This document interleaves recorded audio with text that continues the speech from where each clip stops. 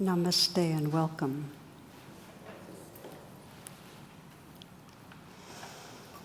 Well, as I mentioned a little bit ago to the local group here, I'm really happy to be back and engaged as been broadcasted some. I've been on the West Coast for a couple of weeks, and I got to behold the birthing of a granddaughter. It was amazing magic to watch. And then a couple of weeks, the first 2 weeks, and so I was basking in the mystery and how the love of this universe is kind of just flowing through this sentient, newly incarnated being. And I remember one morning, my son and daughter-in-law were kind of bleary-eyed, and I was like waxing poetic about the mystery of the universe.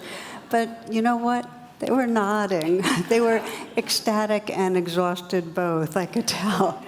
A little bit of jaundice, when's the milk coming, is it, the whole deal. And it was, just as so many know, a wonderful just dipping into the what matters. And in case I sound a bit airy-fairy about it all, I did take the 6 a.m. shift in terms of, So, but it was beautiful to witness the psychology and the biology and the spirit of this being belongs, and just this natural flow of just dedicating to what is part of us.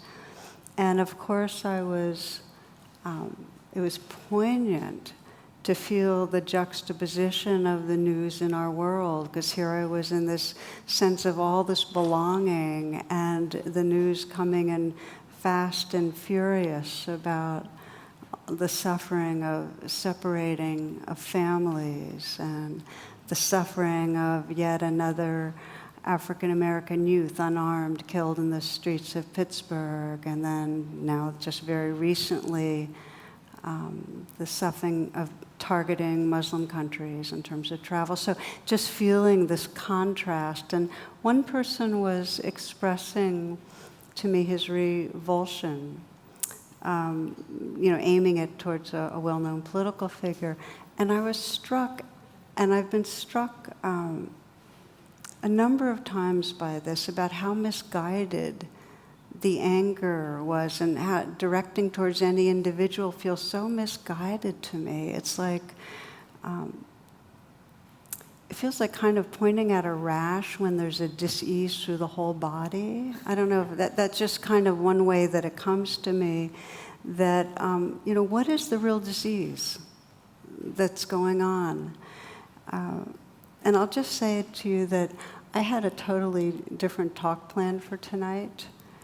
And then this morning I was walking and taking in the world in many ways, and just started weeping and realized I couldn't give the talk I had planned. So what you're getting, I just kind of, this is where I am right now, just to talk about this. The disease that's in the whole body, this whole question, what drives us to cruelty? It's like I couldn't not talk about the heartbreak over cruelty and so on. And so what drives us, what makes it even possible to be cruel, is this very deep, primitive conditioning of othering to make others unreal, that they're not real humans. I mean, we can't hurt someone if they feel real, if they feel like I feel, then they're like my granddaughter. It's like, of course you belong to me. But we can, if we're dissociated and those others aren't really humans. Does that make sense? It's the unreal other. So that's what lets, I just read Algeria forcing tens of thousands of people into the desert, migrants. That's what lets the Buddhist majority genocide against the Rohingya. It's that unreal other. They're not real humans. And that's what's behind building the walls on all the levels that I know you understand. So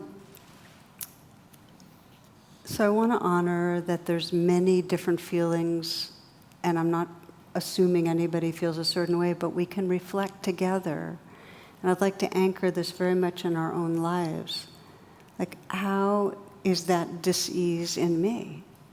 How do I have a habit of making somebody unreal and then acting in a way that could be hurtful? Because it's not until we bring it to that level that we actually can be part of a true transformation. And we need to act. We need to organize. We need to, there's rallies this Saturday all over. People are supposed to wear white, and we need to vote, and we need to engage. And if we don't look deeply into how we're creating unreal others, including my friend who was speaking with revulsion, that's creating an unreal other. We're not going to be able to actually transform and heal the disease. So one of the stories I thought maybe I'd start with that has always touched me so much is of somebody I admire very much, is a longtime meditator and a longtime prisoner, Jarvis Masters, and some of you have heard of him. He was in the exercise yard at San Quentin, as the story goes, and a big young inmate raised a rock, and he was going to throw it at a pigeon. Now, usually when you're in the yard, the rule of thumb is mind your own business. People get into fights very, very quickly. But Jarvis immediately raised his arms to stop the guy, and super antagonized. The young man said, "What are you doing? And so everybody's tensing up because this is how fights start. But here's what Jarvis said. He said, this is real spontaneous. He said, "That bird has my wings. That bird has my wings." And immediately the tension dissipated. The guy put down his rock, kind of shaking his head, But it's interesting, for days after, inmates would come up to Jarvis kind of individually and say, "So what do you mean by that, Jarvis? That bird has my wings." And in a way, as you listen, something in you knows what that means, right? It's like, when we pay close attention to another person, like really attend, or when we pay close attention to our dog, or to our favorite plant, or to any part of this living world, that life form becomes a part of us. It starts belonging. It matters to us. We start attuning to how we do share wings. We all have the same longing to live fully. We have a longing to connect, and we have a longing to be free. It might be buried by free, but we have those longings. But if we're preoccupied, if we're off in our mental worry, plan, obsess, if we're judging and throwing stones, we're cut off from that heart wisdom. That's the disease. We get cut off from that knowing. We forget, that bird has my wings. So this is our potential. If we want to have a shared vision, if we're feeling despair at the cruelty and we want to have a vision of what's possible, I think it's what Jarvis was expressing, that we can. This is the bodhisattva path that's in Buddhism, the path of the awakening being. We can begin to sense our belonging to everybody else, and then we want to take care of each other. So that's the possibility. And in order to wake up to that, we have to get how we get caught in a trance where others become unreal. How does it happen societally? Because this is what we're looking at. And how does it happen for each of us? And if we look at the evolutionary roots, and this is kind of a brief, it's very simplified, but millions and millions of years, our ancestors lived as hunter-gatherers, and they lived in these little communities, and they were very far from each other, actually, small independent groups of hunter-gatherers, and they needed to have a high degree of in-group coherence and identification to survive. And they actually, the way that the perceptions went is other groups had names. They named them in ways that inferred they were less than human. Okay? So they had these epitaphs, and it meant that they were not feeling, thinking beings like they were. And as long as we do that, then we can go ahead and be aggressive and violate and take what we want. We can continue in that kind of a way of relating. Millions of years, deep in the primitive brain, okay? Unreal other, go ahead and attack. Then, 70,000 years ago, we had this like super acceleration in cognitive development. Some describe it as a cognitive revolution, where the frontal cortex just started like shooting off all these little networks. And really what that translated to was we developed the capacity for metacognition. We could step back and see the big picture.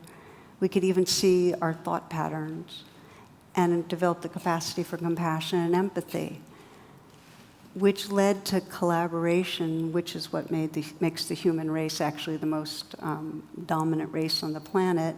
Collaboration, communication, and a sense of global interdependence. We're actually in touch with every other community on the globe. So this is the evolutionary trajectory, mutual belonging.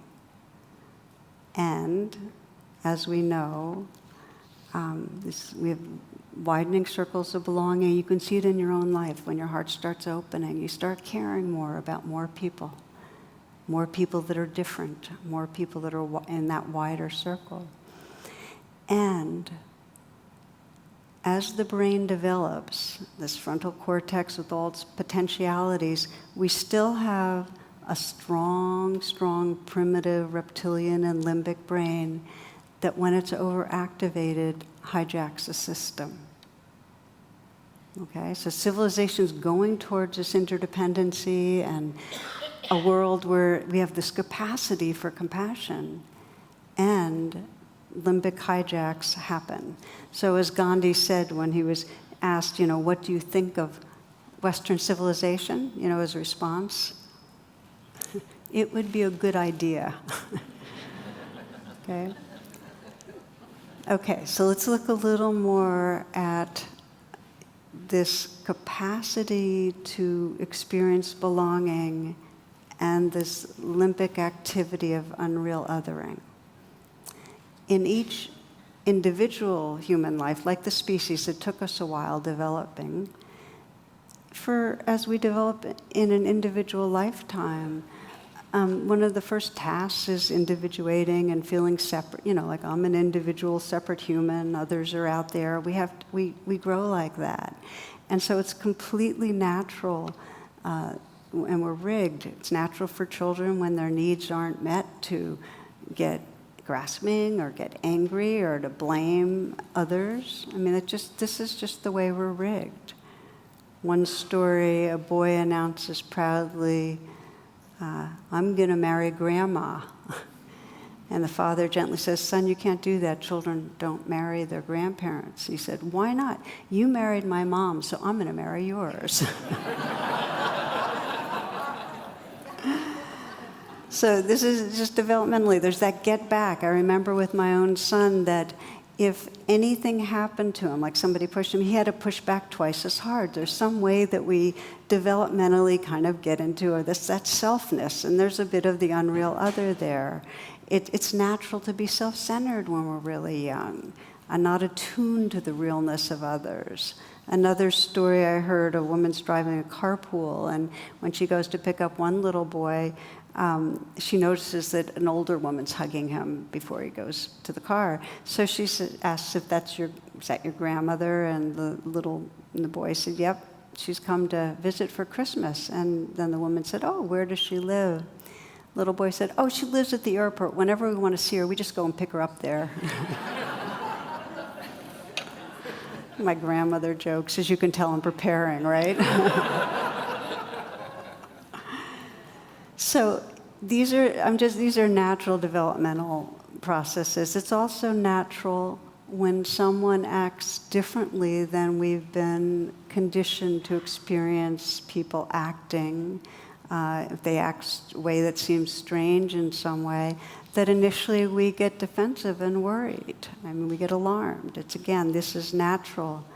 And in yet another story, there's a church, a preacher is wired for sound with a lapel mic, but as he's speaking, he's kind of walking briskly around the platform. He's kind of jerking the mic cord as he goes. He's not really used to, being linked up that way, and he's also trying to make these real emphatic points about gospel and so on.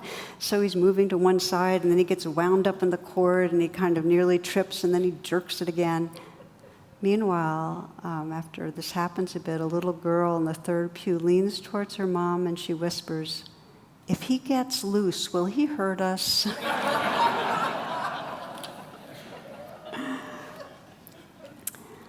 Finally, developmentally, and this is natural, we are rigged to have emotions so that if we feel assaulted or threatened or violated, that we want to protect ourselves. The other, we might say, okay, this is a real other, but it's a dangerous real other, and I'm going to protect myself.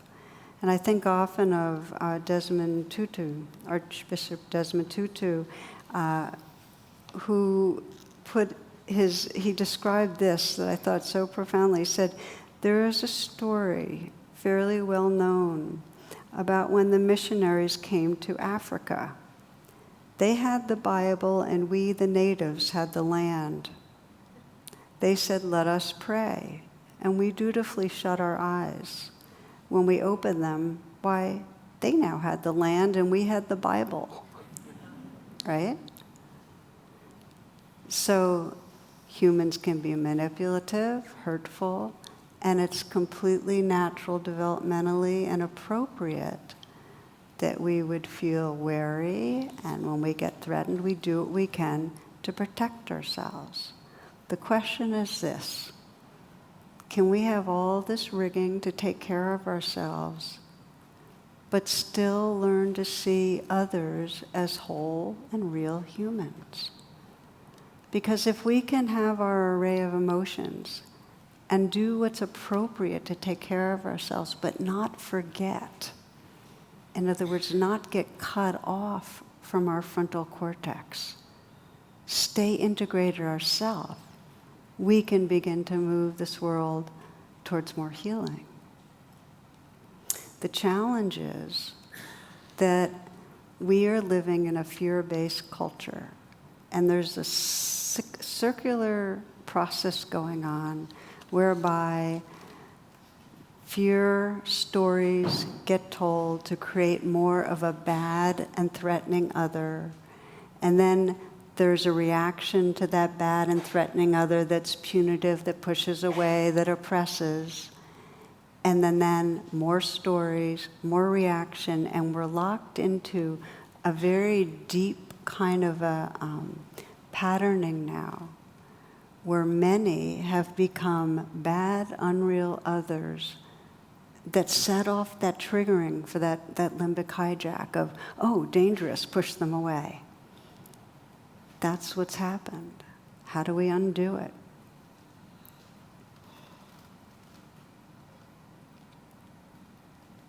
There is a lot of research now that shows that the more we consider somebody an outsider, the more they're different and outside, the more we rate them as having fewer human qualities than ourselves. That's researched. There is so much to fuel the sense of outsider. It's important to listen to the stories on the news, the threatening stories of what the bad guy's going to do. You know, they're going to take our money, they're going to rape our women kind of stories. That's what fuels unreal other. Okay, and research also shows this. Research shows that if we start practicing mindful awareness, then racial bias and other biases start decreasing. In other words, unreal othering starts decreasing. So this is where we're turning in our exploration right now. If we want to develop the capacity that when you're criticized, something in you can remember, okay, it hurts and I need to defend myself, but this bird has my wings. There's some way that here we are together. You don't get cut off. You don't get that limbic hijack. If you want to have a way of remembering when you get in a conflict with your children or your parent or your friend, still having way back home to this bird has my wings. That's where training our attention, training in mindfulness can revolutionize our psyche.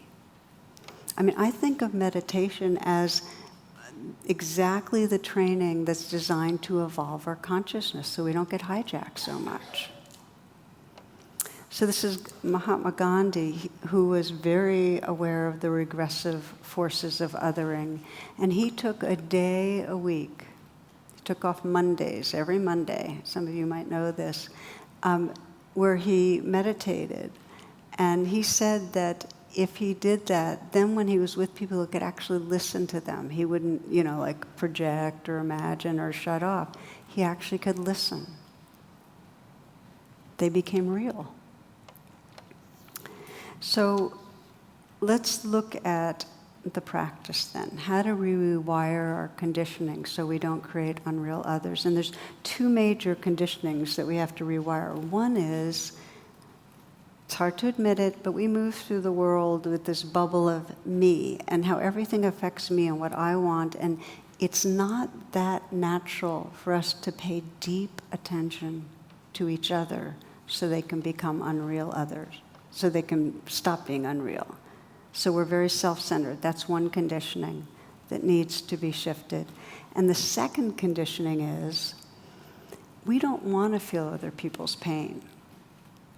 We're okay hearing about it from a distance. We don't want to get close in with pain. This is what Kafka said was the one suffering we could have avoided. We try to keep people's pain mental, but we don't want to feel it. And to wake up the frontal cortex, which relates to caring, the compassion, we have to let ourselves be touched by the realness of people's suffering. It's really easy to hear pretty terrible things in the newspaper and to have a mental, conceptual sense of, oh, this is awful. And it's harder to get close enough in so our hearts can get broken open. And we're afraid of it, and yet when we let ourselves get broken open, it's an interesting thing, but evolution rewards us. And again, research. When electrodes are connected to brains and people meditate on compassion and start letting in people's suffering, it wakes up a part of the brain that correlates actually with more pleasure. It's not that we're happy to see the suffering, but we feel more at home in ourselves when we're connected. We feel more tender. There's actually a gratification or happiness when we start feeling the realness of caring. It's more who we are. Evolution rewards it. So it's hard, but it gets rewards.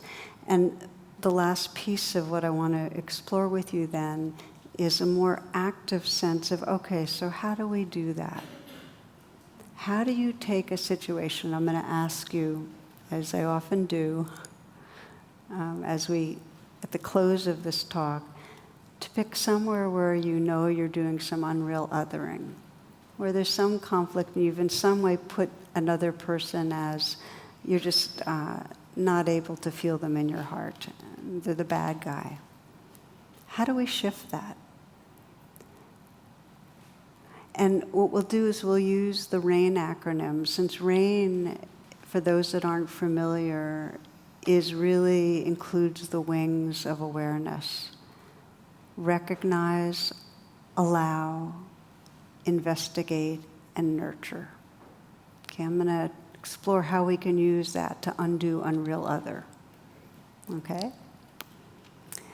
And the basic idea is we have to bring awareness first to what's going on inside us, and then we have to look more deeply at each other. That's how we undo unreal other.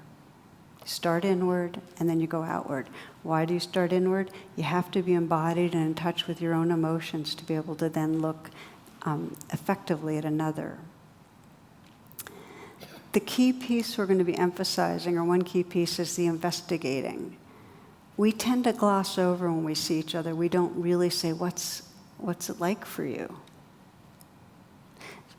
One of my great inspirations in how to break through unreal other using meditation was civil rights activist Ruby Sales. And I first heard about her in an interview in 2016 with Krista Tippett. It was a fabulous interview. If you haven't heard it, just look it up. Krista Tippett, 2016, Ruby Sales. A few pieces from this interview. Ruby describes one of the pivotal experiences she had that changed her approach to being an activist. And she, as she described it, she was having her hair done. Her locker was doing her hair, and her locker's daughter came in. She had been out on the streets all night. And something in Ruby said, ask her this question. And she did. She asked this question to her. She said, where does it hurt? Where does it hurt? And this woman's daughter had a lot of trauma locked up in her, had never told her mother. But when Ruby asked that question, Shelley, where does it hurt? It poured out. And there was something about having the interest and care and looking deeper, like what was there that changed her whole approach to activism. And the way it really has unfolded in recent years is here's this icon of civil rights, and instead of talking about racism per se, her focus has been on what she calls the spiritual crisis of white America as the calling of the time. That there's a spiritual crisis. Here's something she says. She says, I don't hear anyone speaking to the 45-year-old person in Appalachia who's dying of a young age, who feels like they've been eradicated because whiteness is so much smaller today than it was yesterday. She says, what do we say to the white person in Massachusetts who's heroin addicted because they feel their lives have no meaning? She looks around here, there, the next place, and sees this lack of meaning, this sense of impotency, of not mattering, of not having a relevant role in the society. Rather than targeting people and saying you're bad, saying you're a rash, she's looking at the dis-ease, the hurt. Where does it hurt? We need to start asking that question.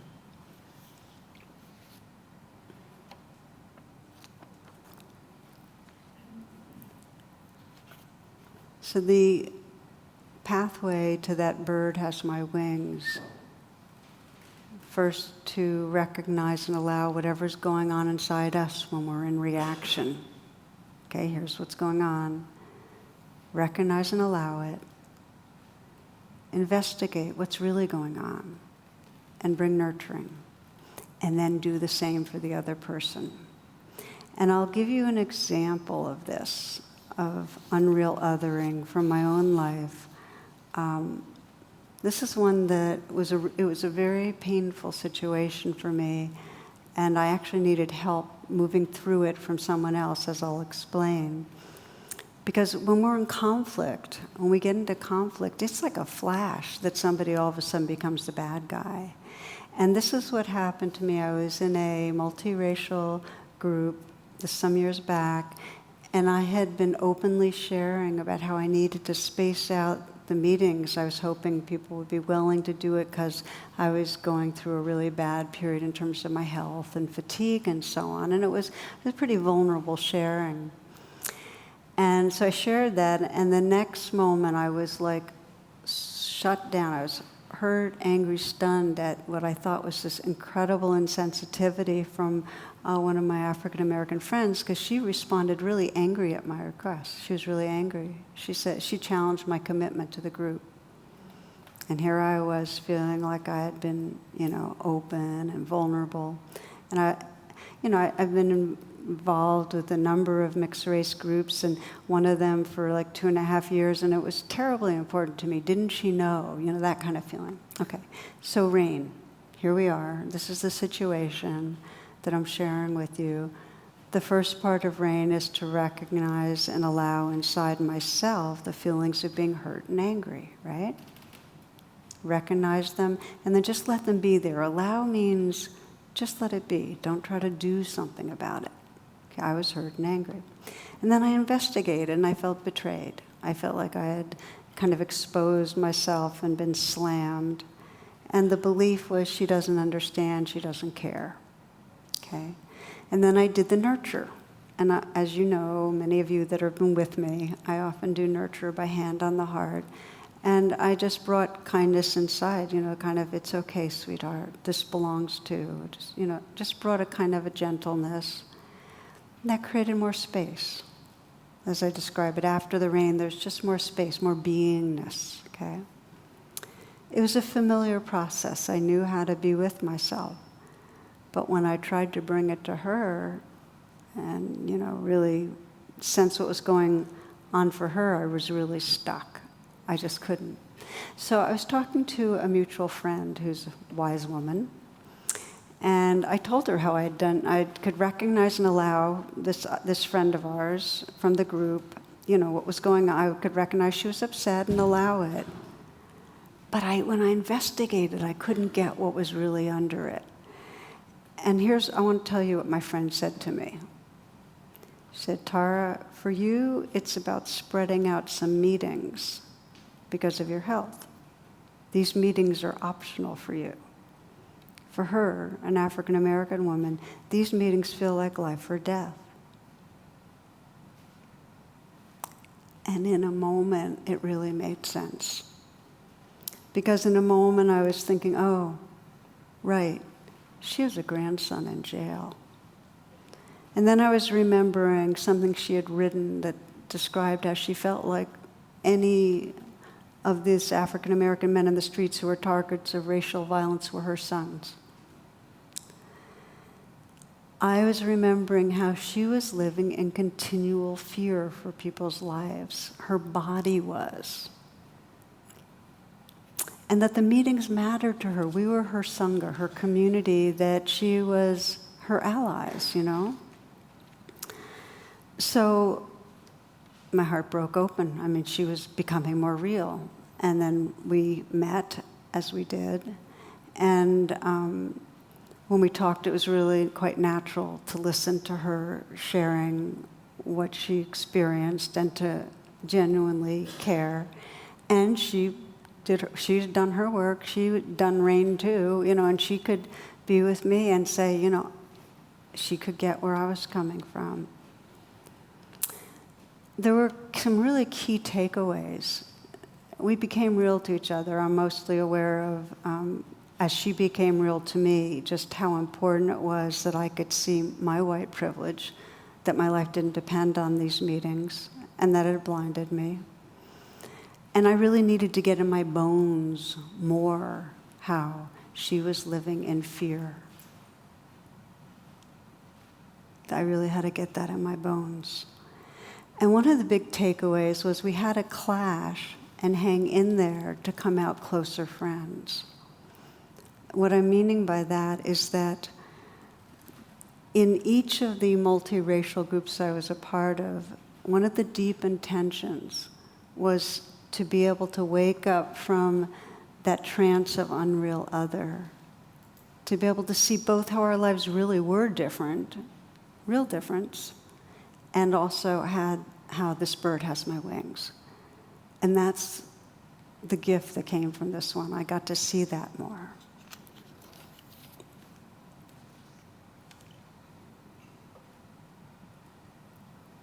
So the invitation for us all is to out of our care, out of our heartbreak, when we see cruelty, is to act, but also in our own life sense, on whatever level it plays out in our own lives. How are we creating an unreal other? After, I was reflecting on this, and then yesterday I was reading in, I think it was the New York Times, I was reading about the funeral for Antoine Rose in Pittsburgh. Some of you might have read this. And Antoine was the young African-American boy, I think he was a senior in high school, who was killed by a policeman. And his friends read a poem he had written 2 years ago. I want to read that to you. So this is what Antoine wrote 2 years before he was killed. He said, "I see mothers bury their sons. I want my mom to never feel that pain. Try my best to make my dreams true. I hope that it does. I am confused and afraid."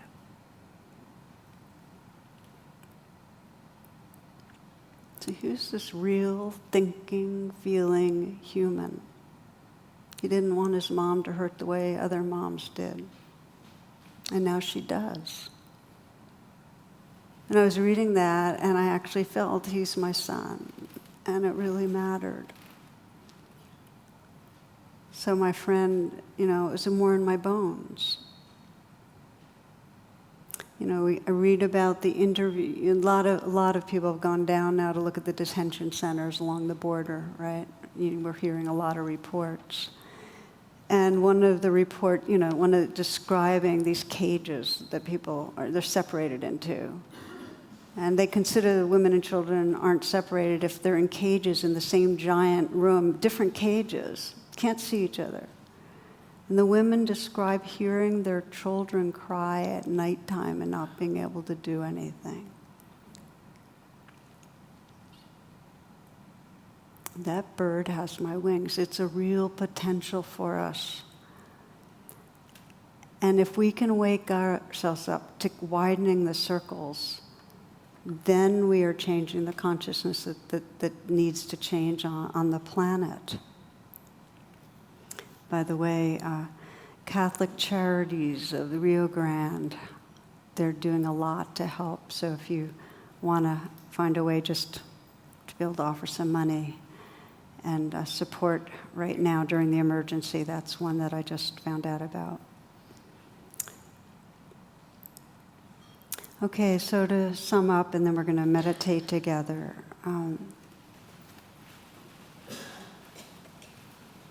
We're talking about how to bring our practices in a way that can evolve our consciousness. And often I get the question, because the conditioning we're undoing is the conditioning to be me-focused and also to kind of in some way block out the realness of others' pain. And I often get this question, but I'm thin-skinned already. I'm already so oversensitive. It's like if I open to the pain of those women who are separated from their children, I would get flooded. I would get overwhelmed. And I sometimes think of the Bodhisattva dedication to save all beings, and there's a misunderstanding. And the idea is not for a separate individual self to get washed over by a massive flood of horror or to try to save the world. That's why we need to begin with bringing awareness and love and presence inside to create a kind of space and presence that has room for what's going on. If we're already tight and afraid and defended, we're already somewhat cut off, and we're living in a more primitive, scared place. If we're feeling hypersensitive. So first soothe, comfort, relax, open. Relax our own being. And then there's more space for, it's kind of like breathing in and breathing out, that we can breathe in and let ourselves feel the reality of what others feel. And then breathe out our prayer. Let it be held by this universe. A small self doesn't have to hold the pain. I get another question too, and that is, I'm angry. I'm angry about what's happening. It's nice to go off and take time to meditate, but right now there's very young children, hundreds under the age of 4, that are separated from their parents. What about that? Please act. Act. You know, Valerie Carr, who's an activist, and her movement's called Love Revolutions. The principles are exactly what we're talking about right now. One of her phrases is, breathe and push. It's like labor. And you're getting some themes here tonight, I admit. We need to breathe. In other words, we need to come home to presence and heart and act out of that.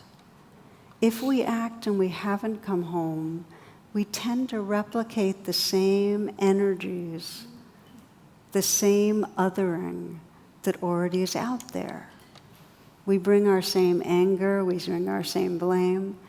But if we can first do rain, the wings of bringing presence here, and do rain for each other, then we can act with more intelligence. We can push, we can act with more intelligence and love. So yes, act, but have it come from an awake place. Ruby Sales says there's a really big difference between redemptive anger and the kind of anger that just replicates and seeds that unreal othering. Redemptive anger is that energy that says, wow, there's something going on. It is absolutely needs to be addressed, and I'm going to work, and I'm doing something about it. And then we go in and breathe, and so we can come from our best self in acting. So let's practice together, okay? Let's just take a moment to come into presence.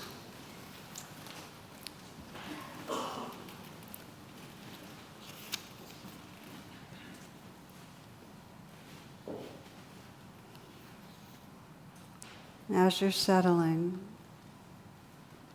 I read you a poem from a favorite poet of mine, Palestinian woman Naomi Shaib Nye. Here's what she writes. The Arabs used to say, when a stranger appears at your door, feed him for 3 days before asking who he is, where he's come from, where he's headed. That way he'll have strength enough to answer, or by then you'll be such good friends you don't care. Let's go back to that.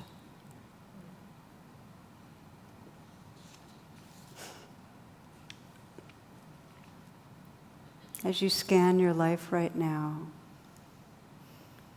you might sense if there's a person who's become an unreal other for you, where you're in some way reactive,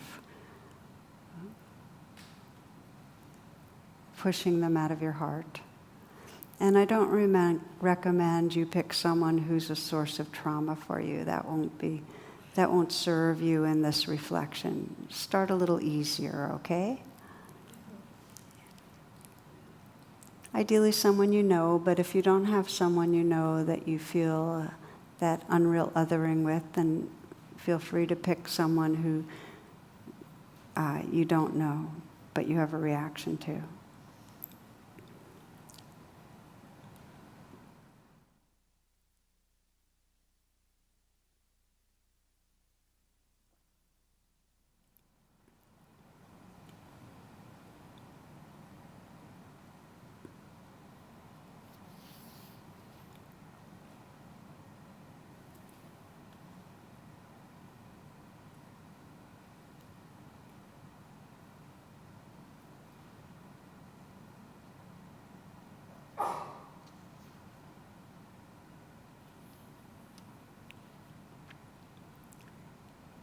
Once you have somebody in mind, you might let yourself bring up whatever situation you feel has caused you to react.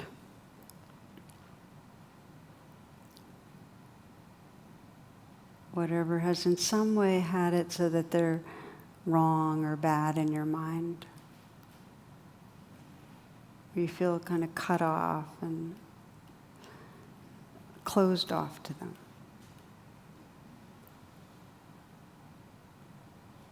This is what I sometimes call a bit of a limbic hijack, where there's just what's activated is more of that more primitive part of the brain, where other is other, bad, wrong.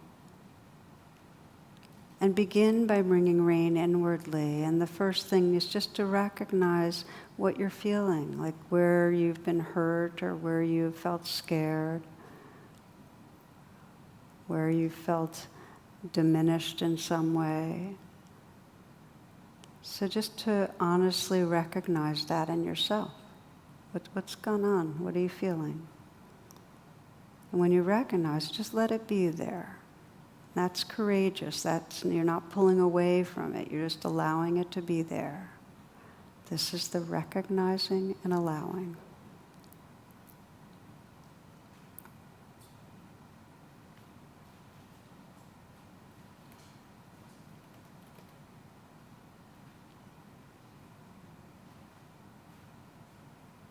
The investigating deepens. You're really starting to ask yourself, okay, so where does it really hurt inside me? Or what's really upsetting me? What am I most afraid of? Where am I feeling this in my body? What's the worst part of this? For me, in that conflict I had, it was just kind of a sense of being betrayed, revealing myself and being slammed. What is it for you? Sensing into where you feel most vulnerable. And it might help you as you sense in and investigate. You can even at this point put your hand on your heart just to bring the attention inward and begin to even now offer some nurturing. Just some kindness to whatever you're feeling. You might even notice what happens as you offer some kindness inwardly, how that softens things.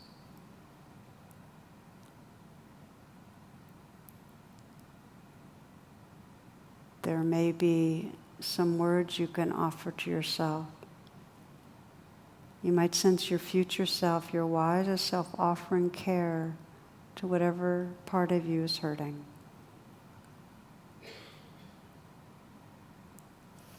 It's kind of the bodhisattva, or most evolved part of yourself, offering care inwardly.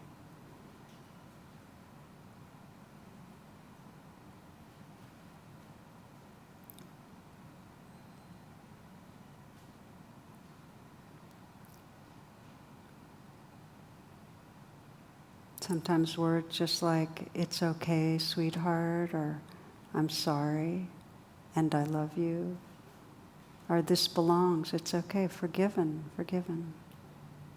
Something comforting.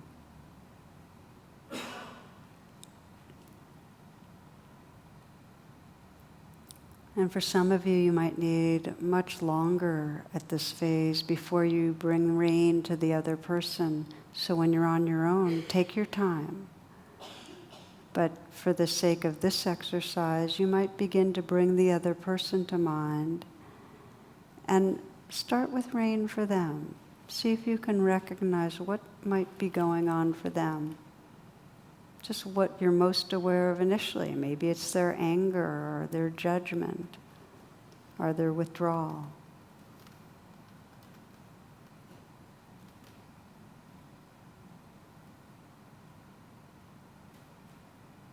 The allowing is just to let that be there for now. Don't add another layer of judgment. And the investigating is that question, where does it hurt? How might this person be hurting? And you might experiment, and since you're investigating from your future self, your most evolved, awake being, bringing your wise heart to look at this other person and sense, okay, what really is what might this person be afraid of? How might this person be hurting? We sometimes use that metaphor of how might this person have their leg in a trap, be stuck. You're investigating.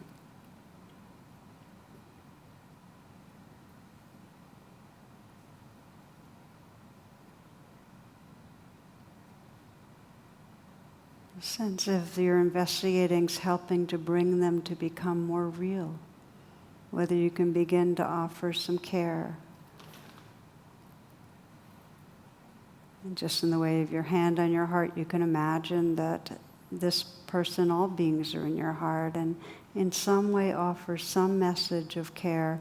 And if you don't feel you're there yet, you might say, my intention is to sense you as a real being and open my heart. It's my intention.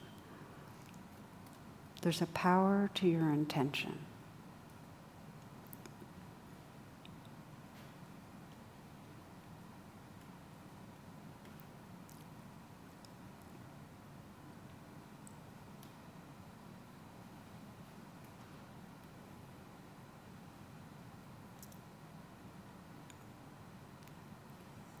And we now widen the meditation.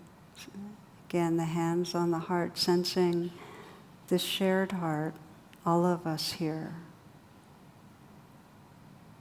The shared heart that really includes all beings, that our hand is on that shared heart, offering care. Sensing all those that have been pushed out in some way. Just whoever comes to mind that has been created as an unreal other, that you want to sense this moment, including in our shared heart. Just imagine and feel those beings floating, included, belonging in this vast sea of loving presence.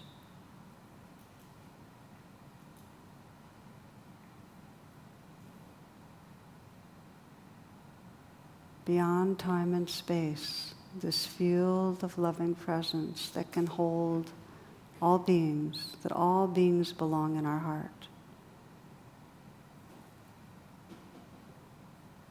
To feel your prayer, our shared prayer, for the well-being, the inclusion, the well-being, the healing of all beings.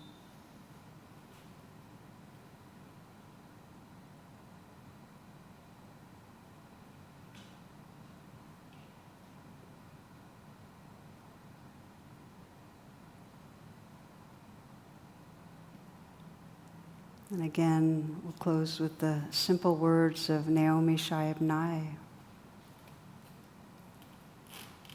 The Arabs used to say, when a stranger appears at your door, feed him for 3 days before asking who he is, where he's from, where he's headed. That way, he'll have strength enough to answer. Or, by then, you'll be such good friends you don't care. Let's go back to that.